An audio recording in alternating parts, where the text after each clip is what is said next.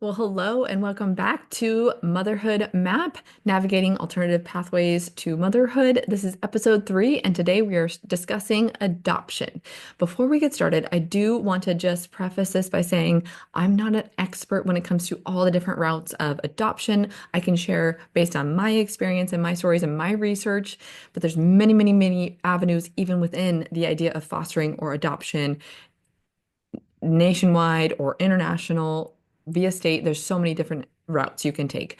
I'm going to give more of a 10,000-foot view to just give you some guidance and areas to think about and roadmaps to navigate within that realm. So let's dive right into episode 3, the motherhood map. And I'm going to share my screen here.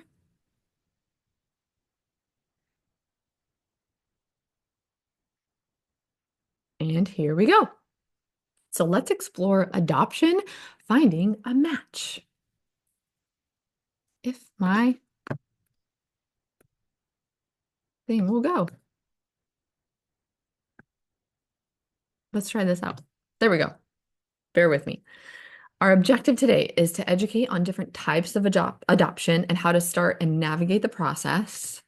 We'll determine if adoption lines aligns with your personal values and circumstances.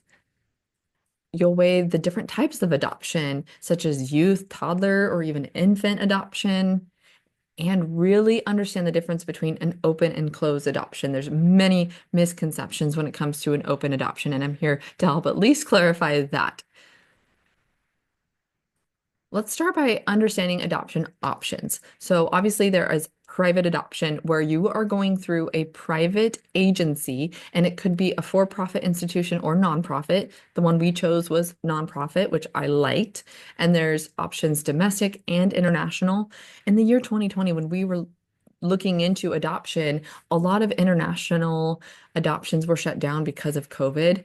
And I just thought, why not look domestically? Why not look in our own region? There's children everywhere that need a safe home.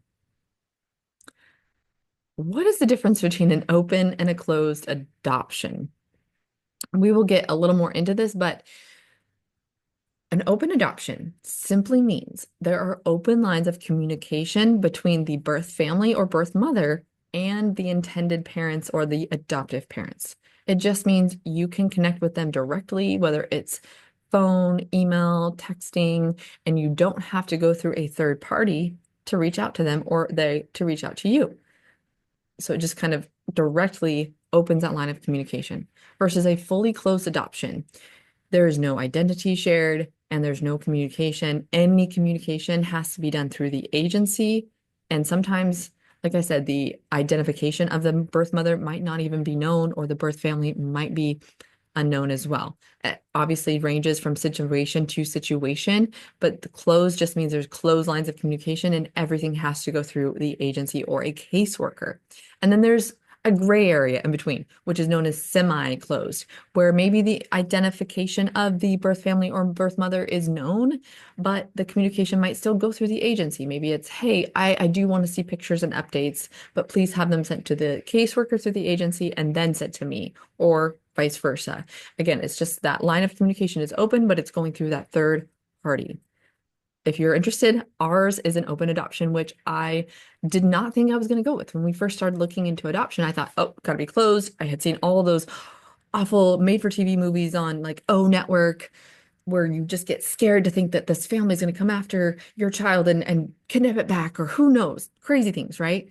Not the case. And open is actually incredibly beneficial to the child, knowing where they came from and knowing their story, so that when they're an adult, they don't have to go back and say, why did this person not want me? Who am I? What is my story? What's my situation? What is my, there's another word I'm looking for and I can't think of it right now.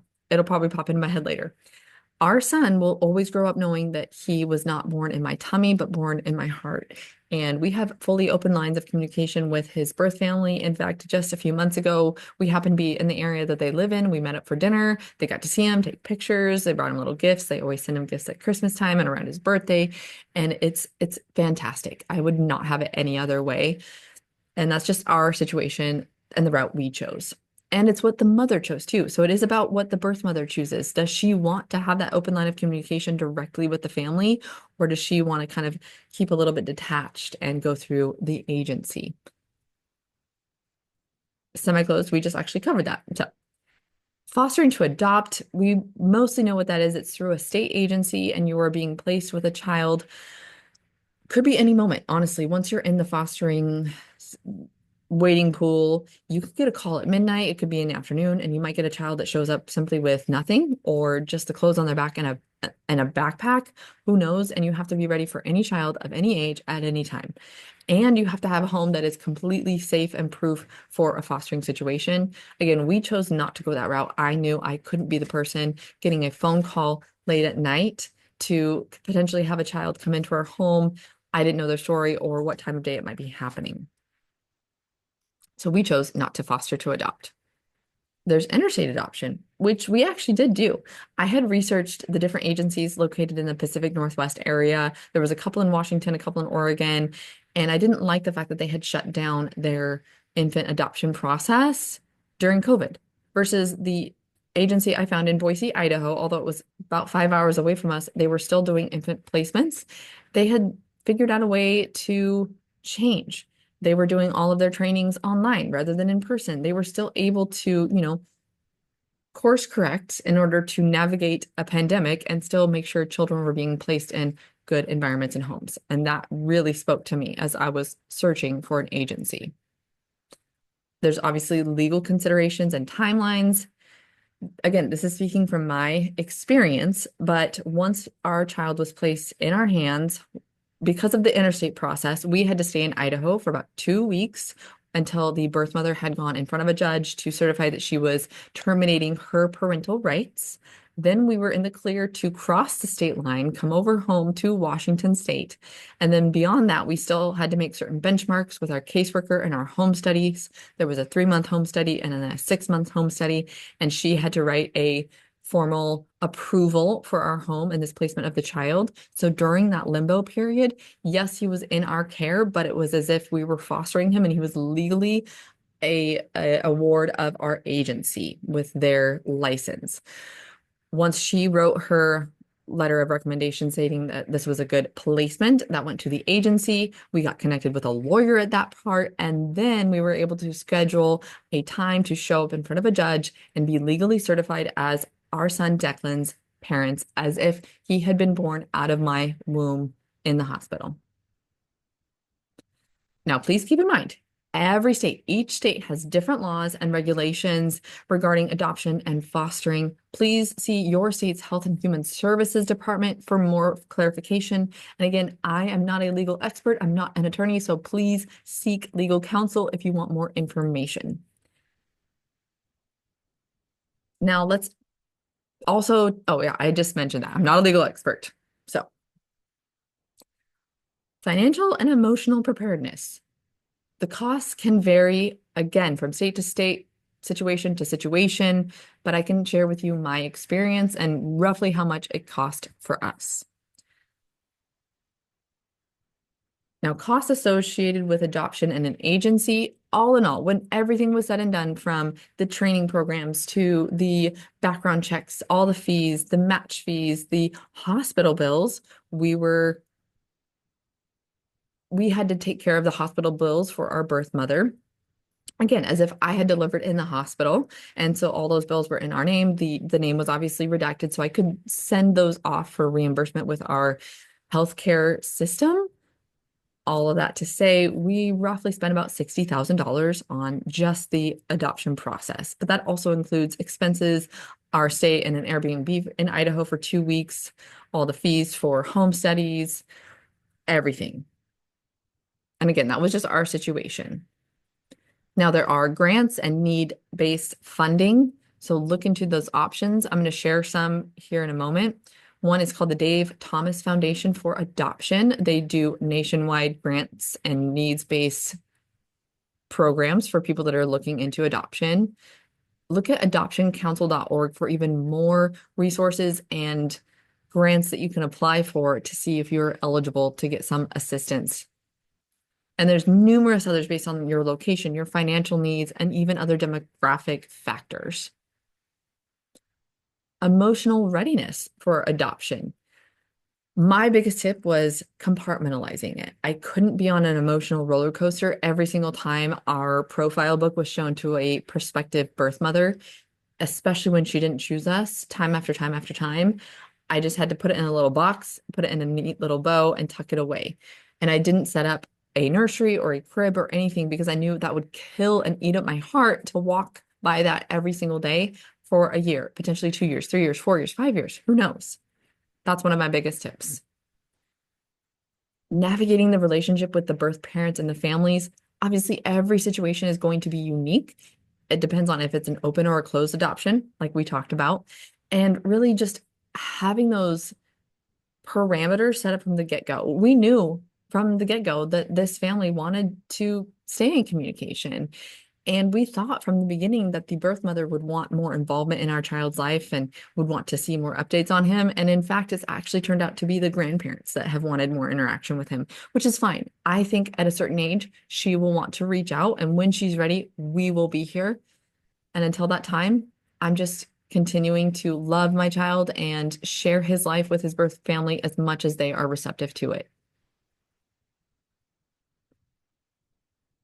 Obviously, we talked about some of the common fears and misconceptions regarding adoption and placement. There are numerous ways to adopt, whether it's an infant placement program, toddler, teen, or youth. There's so many kids out there that need a good home. You can look into government placed situations as well, where it's children that are wards of the state, whether it's fostering or potentially in another system like a orphan home. There we go. Couldn't think of that word. And there are different routes you can navigate even within that. I'm not very well versed in the government side of things, so I can't speak to that. However, you can just start researching and reaching out to agencies within your state because again, it's going to vary from state to state. Let's talk about some of the next steps. Where do you even start? That's how I felt. Where do I start? First, I just started Googling agencies in my state, in my region. Don't be afraid to expand your search outside of your city or your state. Looking for licensed adoption agencies or fostering agencies in your region. Like I said, I found mine in a neighboring state. Ask agencies if they place you with a home case study worker or if you need to find one on your own. Ours actually placed us with a caseworker that's located in Washington, so that way she was licensed both here and in Idaho to make sure everything was going back and forth as it should. Ask about their training requirements. Do they require an in-person training? Can it be done via Zoom? What does it look like to get actually into the adoption waiting pool? Ask about the size of their adoption parent waiting pool. Some agencies, especially nationwide ones, will have thousands of parents at any given moment in their waiting pool. I personally liked the fact that our agency kept it a little bit smaller. I don't know the exact number because it's always changing, right? As people are getting synopses and getting matched with potential birth mothers.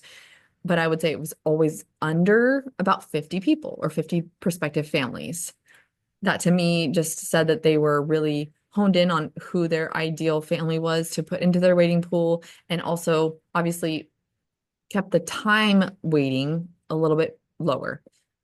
All that to say, we are still in the adoption waiting pool for number two, hoping for another child. And we've been in the pool for about a year and a half now, coming up on 2 years. So I don't know what the future holds for us and our family, but we are back in the infant waiting pool as of right now.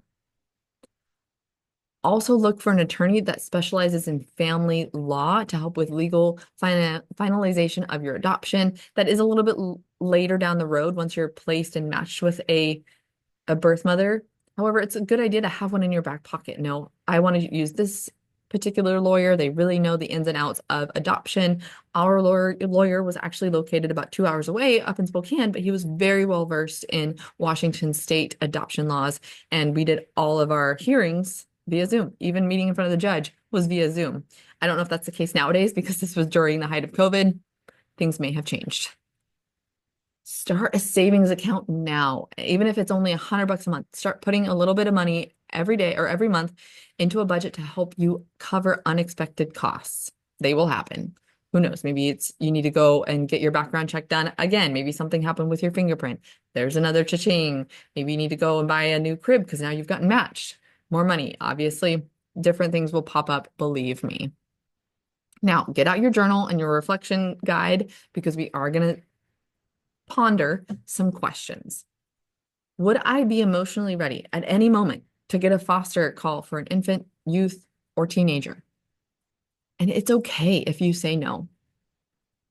Years ago, when I used to teach elementary school, I double interviewed for either a fifth grade position or a kindergarten position. And as I was interviewing, I thought, please, please, please, please, please offer me the fifth grade job, not the kindergarten position, because I am not that personality type. I love kids, clearly. I ended up teaching fifth grade, third grade, second grade, but thinking about kindergartners. And when I would walk by the teacher that actually got the job for the kindergarten position, I was offered the fifth grade. Hearing her go, okay, boys and girls, it is time for circle time and sing songs. It was like nails on a chalkboard to me. And that's okay. I just wasn't the right fit for that particular situation. And that's the same here with fostering. Be honest with yourself. Would you be okay with getting a call at a moment's notice and having to upend your lives? Or even the lives of the children you do have at home. Maybe you have children at home and you're wanting to add to your family, thinking about the ramifications and the implications on the rest of your family dynamic. Would I be equipped to handle the waiting time and the rejections of birth parents that didn't choose our family to parent their child? Again, I gave my little biggest tip on that one as well, but you've got to be able to sit with that question and really think about it. How do I feel about open, closed, or semi-closed adoption plans? Now that you know the difference, what do you think? Would you want open lines of communication or no lines of communication only through an agency or potentially not even knowing the identification of your birth family or birth mother? What am I looking for in an agency? And am I wanting something that's logistically close by, something within a couple hours drive so that if a birth mother does go into labor, I can be there for the birth really quickly? Do I want one that's easy to connect with and quick to answer my calls or my texts or my emails? Those are all really big questions to ask yourself. How do I feel about infant adoption versus a child, youth, or even a teen? There's a movie a few years ago about like instant family. I think it was with Mark Wahlberg, and they got three teenagers all at once. And I'm sure it was a harrowing experience. It's based on a true story. But however, that family instantly became a family, hence the name of the movie, and it changed the trajectory of their lives for good. Next episode, we are going to talk about assisted reproductive technologies and the more invasive routes when it comes to trying to start or conceive your family. I'll see you there.